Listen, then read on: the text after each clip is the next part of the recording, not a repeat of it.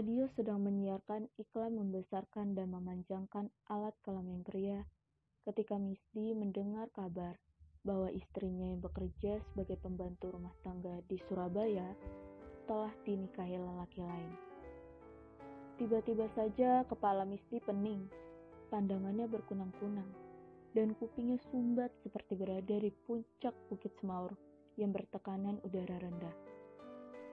Aku juga sangat kaget, kenapa Ponium bisa kepincut lelaki lain? Padahal kalian sudah punya anak dan akur-akur saja. Aku tidak habis pikir. Kalau dulu aku ketemu dia, pasti sudah aku nasihati. Tapi aku tidak pernah ketemu dia karena tempat kerja kami berjauhan. Lagi pula, sekarang apa gunanya? Dia sudah kawin, kata perempuan parubaya yang baru pulang sebagai pembantu rumah tangga di Surabaya. Kata-kata perempuan tetangga itu tidak bisa lagi dicerna Misty, yang mendadak wajahnya berubah sangat pucat. "Mas, kamu kenapa?" tanya perempuan itu kebingungan karena melihat wajah Misty sangat tegang. Dengan hati-hati dia pun berujar, "Sabar ya mas, maaf, aku balik dulu." Dengan langkah gontai, Misty masuk kamar, merebahkan diri di ranjang. Tercium bau apek. Dia memejamkan mata, kemudian membukanya lagi. Pandangannya menerawang ke atap rumah yang tanpa ada langit-langit. Dinding tanpa plester, lantai semen kasar berdebu, demikian juga lemari kayu yang dibuat sekadarnya, agar pakaian mereka tidak berserakan dan disangkutkan di mana-mana. Dari radio yang masih menyala, terdengar sebuah lagu dangdut yang tidak begitu selaras dengan musik. Seperti lagu rekaman ulang dari penyanyi amatiran. Namun, lagu-lagu semacam itu tetap enak di pendengaran orang-orang desa Semaur yang tidak tahu apa-apa tentang musik. Seusai lagu itu diputar, langsung terdengar lagi siaran iklan memperbesar dan memperpanjang alat kelamin pria. Sebelumnya seminggu sekali atau 2 minggu sekali, Misty menelepon istrinya dari puncak Bukit Semaur. Hanya di situ sinyal telepon di desanya paling bagus. Di antara bayangan pohon pinus dan tanaman kunyit yang merana, menanyakan kabar istrinya, kapan istrinya pulang. Ponium selalu menjawab, "Aku belum bisa pulang, Mas. Majikan bilang, kalau aku pulang, aku tidak bisa balik kemari lagi. Dia akan mencarikan pembantu lain." Mas kan tahu mencari pekerjaan itu sulit sekali. Misty langsung percaya dan tidak pernah memikirkan yang bukan-bukan. Sudah setahun lebih istrinya tidak pulang dan selalu saja mengutarakan alasan yang masuk akal. Memang, kebanyakan perempuan yang bekerja sebagai pembantu ataupun pekerja pabrik jarang-jarang pulang ke kampung halaman. Setidaknya paling cepat 3 bulan sekali. Itu pun cuma sebentar, paling lama seminggu. Kemudian mereka harus balik lagi. Kebanyakan 6 bulan sekali baru pulang. Ada yang setahun, 2 tahun, bahkan 5 tahun sekali baru pulang kampung. Terutama mereka yang bekerja di luar negeri seperti di Malaysia dan Hong Kong. Kebanyakan penduduk di sini harus mengadu nasib ke luar desa untuk bisa bertahan hidup buat biaya makan dan biaya sekolah anak-anak. Desa ini seperti kena kutuk Tuhan, dan penduduknya tetap memanjatkan doa, walaupun jarang sembahyang, meminta kepada arwah leluhur, menaruh sesajen di kamar, di kali, di alas atau ladang, dan di sawah-sawah, berharap hasil panen melimpah. Nyatanya, hasil panen tidak pernah bagus. Jahe yang ditanam di bawah lahan pinus milik pemerintah terserang hama yang menyebabkan umbinya busuk. Kunyit hanya bisa dipanen 2 tahun sekali, dan banyak gabah yang kopong. Makanya, setiap orang yang sudah menikah dan dikaruniai seorang anak, salah satu di antaranya harus pergi mencari kerja ke kota.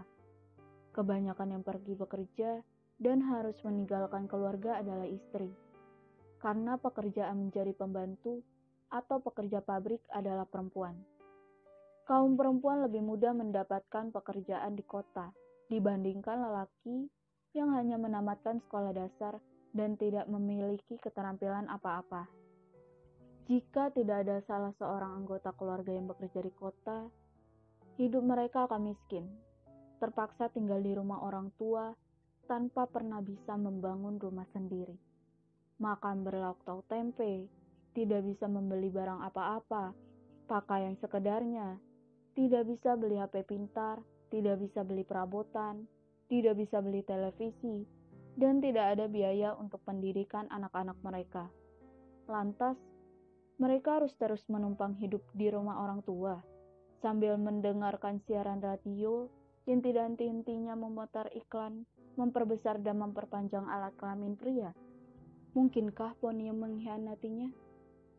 Misty membatin dan sulit untuk bisa percaya, sebab dia masih istrinya, belum bercerai, dan selama ini Ponium tidak pernah mengeluh meminta cerai. Mereka baik-baik saja, hampir tidak pernah cekcok. Ponium adalah gadis desa tetangga, berparas biasa saja, tetapi suka dandan dan memakai pakaian menurut gaya masa kini. Penampilannya itulah yang membuat mata Misty tidak berkutik dan langsung jatuh hati saat pertama kali mereka bertemu di pasar Ngerayun.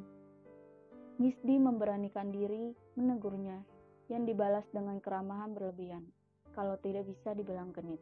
Misty, sekalipun penampilannya agak kumal, memiliki paras yang lumayan tampan dan menyenangkan. Hal itu pula yang membuat pandangan Ponium gelap. Singkat kata, mereka pun menikah, sampai kemudian dikaruniai seorang anak perempuan, dan hidup mereka semakin terimpit sulitnya keuangan. Demikian pun mereka jarang cekcok, apalagi bertengkar. Kesulitan keuangan mereka segera teratasi saat Ponium menerima ajakan seorang perempuan tetangga yang menawarinya pekerjaan sebagai pembantu rumah tangga di Surabaya.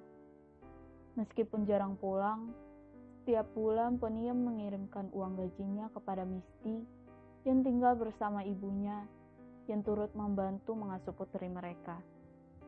Jauh ini tidak ada tanda-tanda bahwa mereka tidak cocok, apalagi bertengkar. Mungkinkah Ponium sampai hati mengkhianatinya? Pertanyaan itulah yang selalu mengiang-ngiang di telinga Misty. Siang itu saat Misty keluar rumah, berlari-lari ke Bukit Semaur untuk menelepon istrinya. Dia sempat mendengarkan kembali iklan radio memperbesar dan memperpanjang alat kelamin pria. Iklan itu saja yang sering diputar di pemancar radio swasta kecamatan yang berhasil tertangkap gelombangnya di desa terpencil bebukitan yang penuh dengan pohon pinus milik pemerintah. Dengan napas memburu, jemari kasar Misty yang gemetar langsung menekan tombol yang menghubungi nomor telepon Ponium di kota Surabaya yang berjarak sekitar 350 km. Tidak sedikit pun terlintas bagaimana bayangan kota itu di benak Misty. Kota paling besar yang pernah dilihatnya adalah Ponorogo, dengan polisi lalu lintas yang berkeliaran di jalan-jalan. Itu pun cuma sekali, saat dia mengantarkan istrinya dengan motor ke terminal. Sejak remaja sampai menikah, kehidupan Misty hanya berputar-putar antara rumah, alas, dan sawah. Sesekali dia turun ke kota kecamatan Ngerayun untuk berbelanja dengan motor butut yang tanpa STNK dan surat hak milik yang dibelinya dengan cara menukarkan seekor kambing jantan usia 2 tahun. "Halo," kata Misty dengan bibir bergetar tak tertahan. Bukan hanya bibir, sekujur tubuhnya juga bergetar. "Halo," sahut suara dingin dari seberang.